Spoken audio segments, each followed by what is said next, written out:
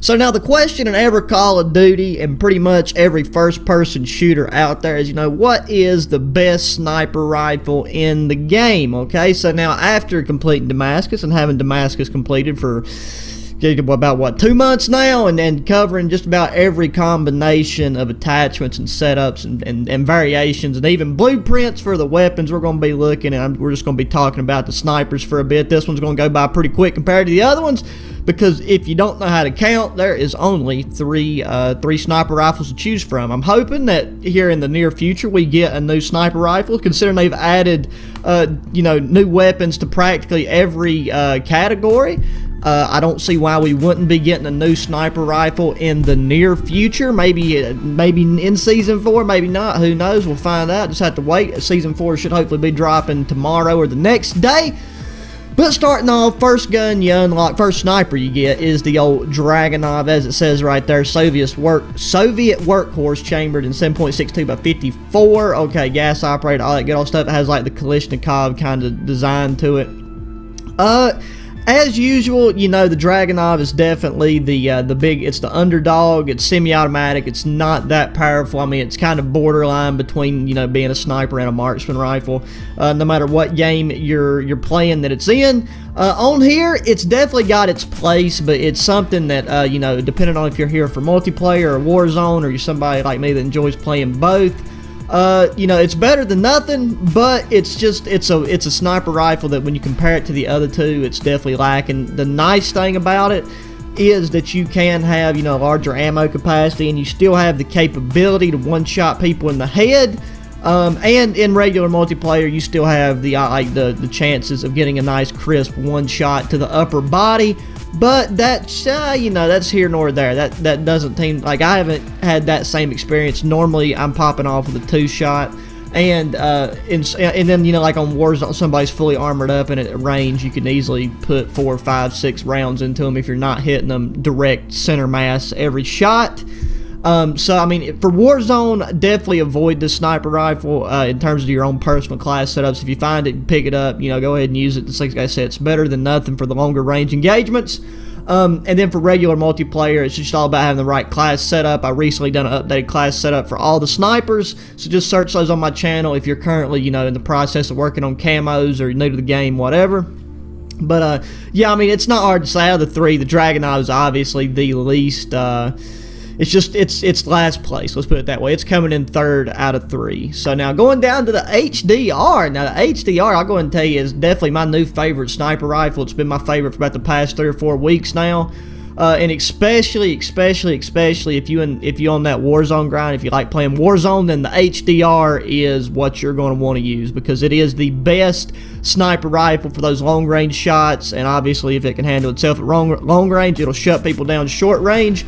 But I mean, yeah, you just had less accounting for bullet drop and all that good old stuff. The biggest downside to it is, just a standard setup. It still handles long range very well, but if you really want to max out your range for sniping on like Warzone or something, your ADS time is really poor with this sniper compared to the Dragunov and the AX50. But that's one reason why the HDR is just really your best option for using it in Warzone, because, if you're sniping like you should be sniping, playing Warzone trying to win, and most of the situations you're going to be in, your ADS time shouldn't matter, and you should have, you should have a solid secondary, maybe a submachine gun's what I normally try to rock with if I am going to be sniping in Warzone.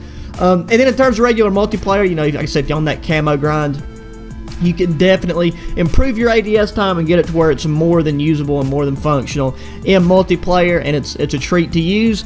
But now, if you're going to be, if you're into quick scoping, then the AX50 is really your only option in terms of actual legitimate quick scoping. Because with the HDR, even with the fastest ADS attachments and just boosting your mobility to the max, you're still not going to be able to compete with the AX50 in terms of doing the same thing. Like if you set up the AX50 with the shortest barrel attachment, stipple grip tape, the right stock, you don't throw on any heavy mags, and you even want to throw on the tack laser, then I mean your ADS time is going to be just a couple steps above what the HDR could be, and even the AX50's like standard ADS time is still a lot quicker than the HDR. Even if you max out the AX50's like range attachments, I'd say it's still right around, might be slightly worse at that point than the standard HDR's ADS time, but all these acronyms starting to run together. But yeah, your AX50 is going to be your best bet in regular multiplayer, and that's really the only sniper these that I use now in terms of regular multiplayer if I need to snipe or feel like it.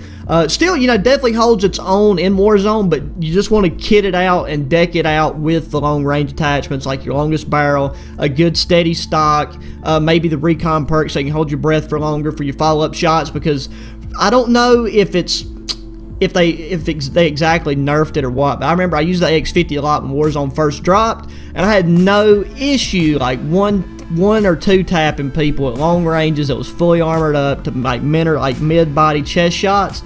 And then now the past like 5 games that I've played of Warzone that I tried to use this AX50, without exaggeration, one guy I got 5 hit markers on him. And there's no doubt maybe throwing an extra plate here or there, and it was at a solid range. I might have been hitting him in his big toe. Couldn't tell you. All I know is just after that experience, I'm not going to be using the AX50 in Warzone anymore for no reason, unless they end up buffing it or something. Just because the HDR is so much better, it shoots so much flatter, it's just better at longer range, and that's the kind of engagements that you're going to be getting in whenever you're playing Warzone. But you will notice, like I said, in terms of regular multiplayer, the AX50 is more consistent. It's a little bit easier to use, mainly for the mobility factor. But with all of these, you got to remember they're sniper rifles. I know it's Call of Duty, but where this Call of Duty is a lot more realistic in terms of its play style, its mechanics, and for like Warzone, you know, just the size of the scale of it.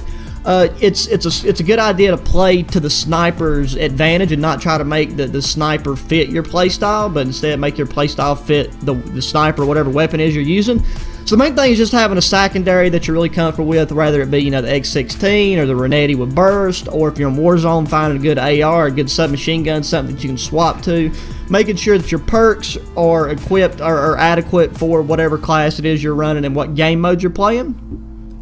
But yeah, I mean, that's about all I can say about the sniper rifles at this point. Like I said, I know this video wasn't going to be too long, but the HDR is definitely bringing home the gold medal in terms of my favorite and what I consider to be the best sniper rifle, just for the sheer fact of, I mean, it's just the best sniper for sniping, you know what I mean? So it's like, you know, I know if you're into quick scoping or whatever, then the AX50 you'll probably consider it to be the best, and it is the best for quick scoping. But in terms of actually sniping and using it as a sniper rifle, the HDR takes the cake hands down, without a doubt, no question, no contesting. There's really nothing outside of like all the explanation that I just give that could really contest why the HDR wouldn't get the gold medal for the best sniper at the moment. Now, like I said, depending on when you see this, things could have been buffed, nerfed, or whatever. But there you have it. I hope you enjoyed. Feel free to ask questions, make comments. I mean, contest, you know, what I said, like what in your opinion, what do you think is the best sniper rifle? And once again, check the links down in the description to my new channels. Pop a sub on that. Check out the videos that are on them. And yeah, give this video a thumbs up if you liked, if you found it helpful. Subscribe to this channel if you haven't already, and be sure to share my content with your friends. And until the next one, adios.